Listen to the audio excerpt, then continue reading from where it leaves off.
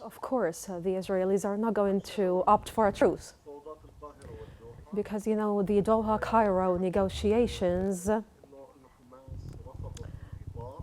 you know, in these negotiations, they claimed that Hamas has rejected the framework, but it seems that the Israelis are not at all interested in establishing any kind of truce before the American presidential elections. In fact, they can use the truce subject as some kind of reward to the winning American president. In fact, they think that, you know, later on, if Trump won the elections,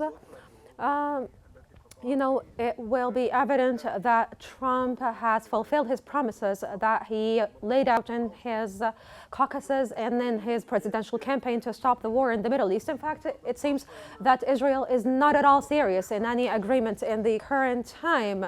And in fact, it seems that Israel has a lot of expansive policies, and its policies and aspirations are not really just limited to Palestine. And as well, we can see right now what's happening in the Israeli public opinion, and that, you know, the Palestinians now understand how Netanyahu wants to impose certain agendas on the evil parties, as he calls them.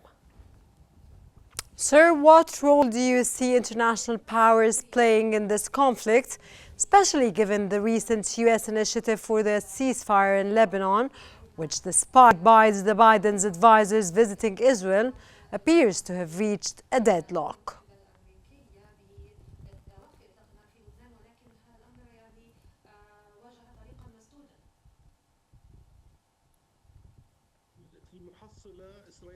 In fact, in total, Israel just wants to dictate its conditions, and specifically on Hezbollah. You know, the whole Litani subject and the withdrawal of Hezbollah forces from the Litani region and the disarmament of Hezbollah, that's what Israel wants. And as well, it wants to recolonize the Gaza Strip, and it is as well possible that Israel will keep on expanding its expansive policies. There are no indications that Israel is going to withdraw from the Gaza Strip.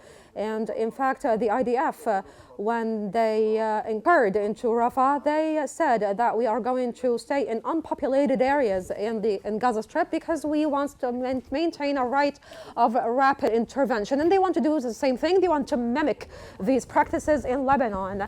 They are not, you know, they want to just practice hot chase and to use force against Lebanese authorities. In fact, the international community now has a great responsibility to incur, but it seems that this responsibility and these efforts carried out by the international community are not at all adequate to change the course of the Israeli government. And as well, we can see how the UNRWA's duties have gotten terminated by the Israeli forces. And okay, sir, Lebanese caretaker. I just want to move to another question. Sir, Lebanese caretaker Prime Minister Naguib Mikati has urged states championing human rights to apply maximum pressure on Israel to halt its aggression. What pressures, sir, do you think could force Israel to de-escalate, considering that Mikati also said that Israel has rejected proposed solutions?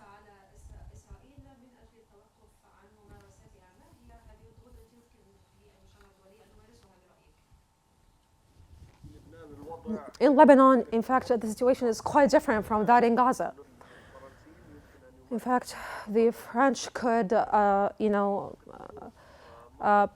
achieve more or impose more pressure because they consider Lebanon a source of strength for them and influence for them in the Middle East. And as well, the Morons, the Christian Morons as well, play a huge part in this region. And so Naguib Mikati could use this card in order to impose more pressure on Israel.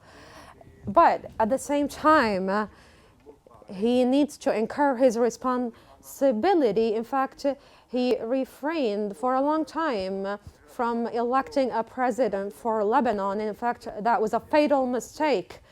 And right now they can't do that.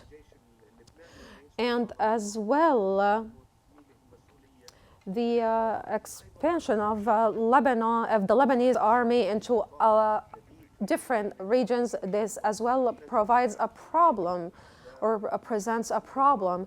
In fact, there are a lot of militias in a lot of regions in Lebanon, and this leads to the weakening of the Lebanese state, and the Lebanese state needs to be more present at this point. In fact, Najib Mikati has a lot of strong cards that he can use as pressure cards on Israel. But the problem is with his internal cards, because he can't make rational decisions inside Lebanon that can make him speak on behalf of the entire Lebanese population and to address all and to consolidate all Lebanese parties internally. Sir, briefly, in light of the current escalation, what potential diplomatic avenues exist for achieving a long-term resolution to the conflict in both Lebanon and Gaza as soon as possible, sir?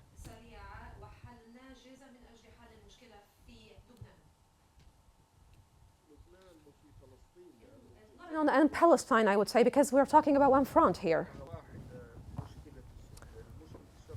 In fact, the problem of the Middle East and the predicament of the Middle East started out with the 7th of October incidents. In fact, the calling, I think, for the holding of an international conference under the auspices of the United States and all the international polls could represent the first stage for reaching some kind of resettlement or rapprochement. In fact, without this, I think as well Russia should be invited to that conference, and countries like Egypt and Saudi Arabia.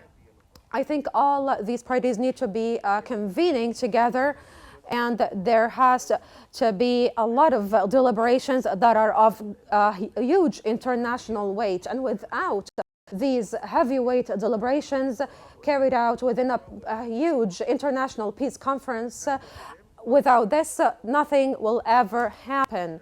And as well, this conference needs to discuss humanitarian affairs in order to ensure the entry of humanitarian aid into the Gaza Strip.